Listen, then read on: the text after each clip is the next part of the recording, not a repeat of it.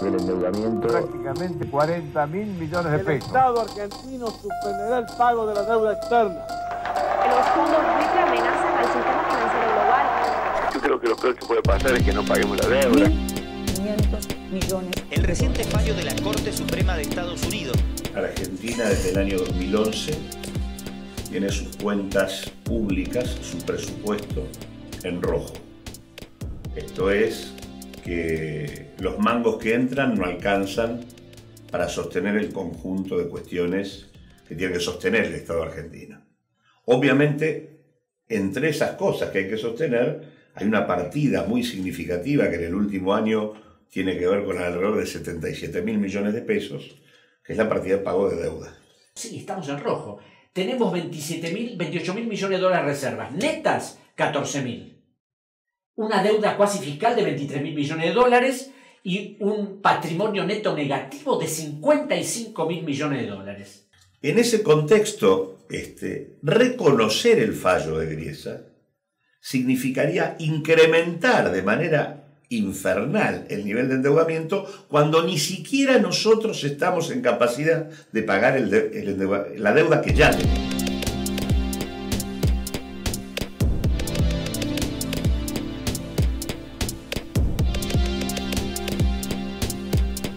Y uno debe cuestionar incluso por qué en la Argentina tiene más peso la sentencia de un juez estadounidense y no la sentencia de un juez en la Argentina, como es el caso del juez Ballesteros, que en el año 2000, sobre la causa Olmos, por la demanda de Alejandro Olmos, suscribe una sentencia donde muestra las falencias, el fraude, la inconsistencia de la situación de la Argentina, y la Argentina, salvo un debate en el Parlamento, unas horas de discusión en el Parlamento, esa sentencia ha sido archivada.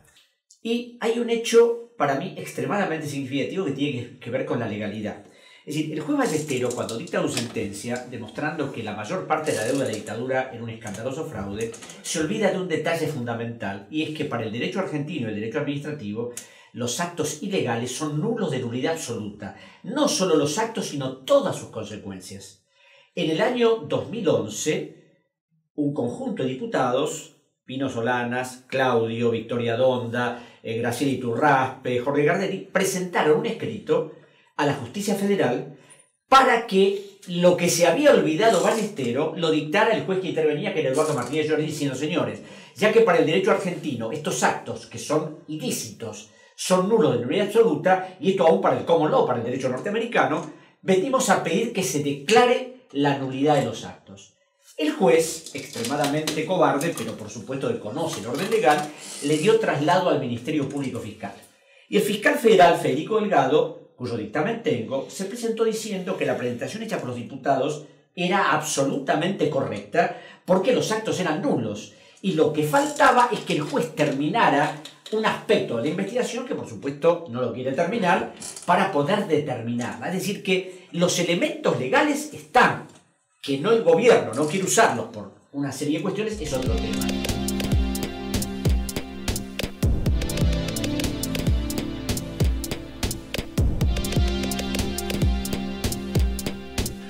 Y la verdad que lo de Griesa no son solamente los 1.500 millones de dólares que están hoy contemplados, sino que esos son los fondos que presentaron las causas ante, la causa ante Griesa. Pero detrás de ellos vienen el resto de los que no entraron al canje y que, en tanto existe la sentencia de Griesa, van a pedir el mismo reconocimiento. Eso de piso implica desde 13.500 millones de dólares hasta algunas estimaciones que los ubican arriba de 20.000. Y como si esto fuera poco, el hecho de que la Argentina reconozca esto que Griesa pide habilita a que los que ingresaron al canje de deuda en realidad digan que como están los otros teniendo un mejor tratamiento, en realidad también quieren tener ese tratamiento.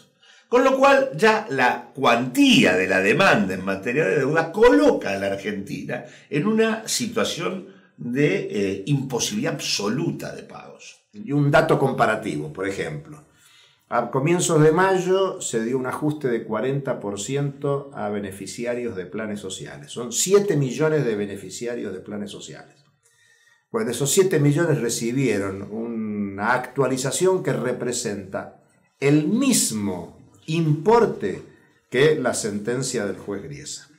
Los 1.500 millones de dólares que la justicia estadounidense demanda pagarle a los llamados fondos buitres es el equivalente de la actualización que recibieron 7 millones de argentinos beneficiarios de planes sociales.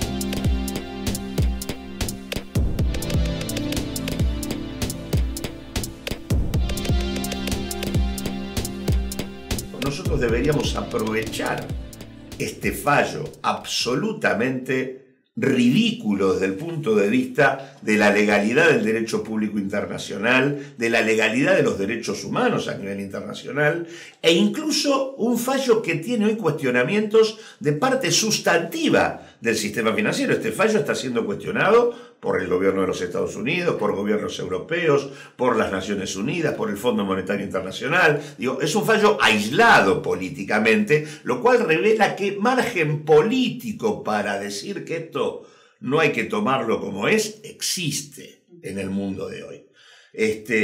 La lógica sería aprovechar lo que ha hecho Griesa y decir, Argentina ingresa en el default porque efectivamente no tiene capacidad para afrontar estos pagos y pone en marcha lo que nunca se hizo, que es el proceso de investigación de la deuda pública, habilitando la Comisión Bicameral Investigadora de la Deuda Pública, que está presentada hace añares en el Parlamento Nacional y nunca discutida y nunca votada, discriminar por la vía de la comisión la deuda legítima de la ilegítima, la legal de la ilegal, y con el mandato de esa comisión reorganizar los pagos de la Argentina en función de un acuerdo que nos permita el desarrollo, esto es, estableciendo pagos en función de nuestra verdadera capacidad, de aquella deuda que corresponda pagar, y al mismo tiempo estableciendo mecanismos contributivos sobre aquellos sectores con capacidad económica que tienen que aportar.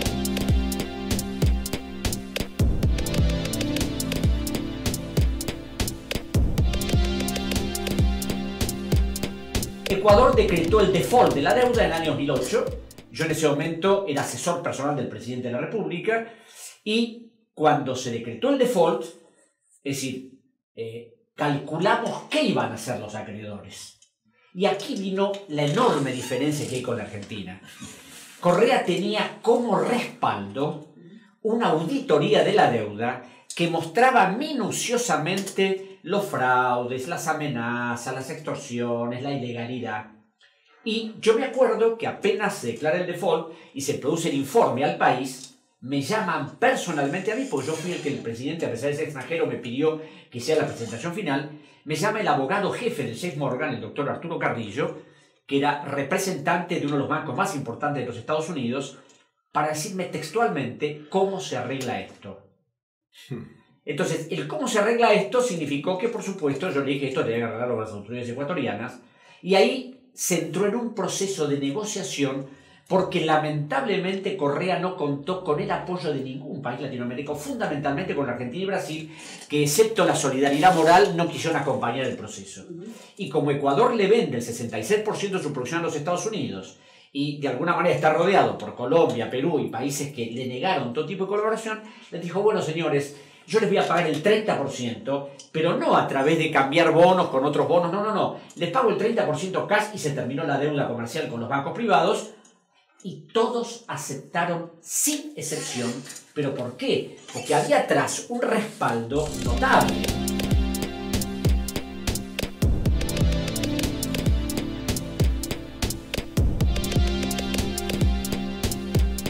Coincido plenamente en lo que dijo antes Claudio y ahora Alejandro, de que no hay que pagar, hay que investigar, hay que renegociar, terminar con la cesión de soberanía jurídica, pero sobre todo creo que en el amplio espectro del movimiento popular hay que hacer lo que estamos haciendo ahora y lo que está haciendo La Olla TV, que es tratar de ganar en conciencia de la sociedad, de la mayoría de la población argentina, porque hay que recuperar una subjetividad por el no pago de la deuda. Lamentablemente ha habido una batalla ideológica en esto de que la deuda hay que pagarla y hace falta un mensaje, no solo para hablarle al gobierno, lo que el gobierno tiene que hacer o lo que el poder quiere hacer, porque el poder argentino, político y económico, quiere pagar la deuda.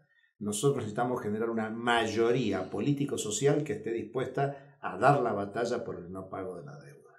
Ahora, ¿por qué el gobierno no está avanzando por acá?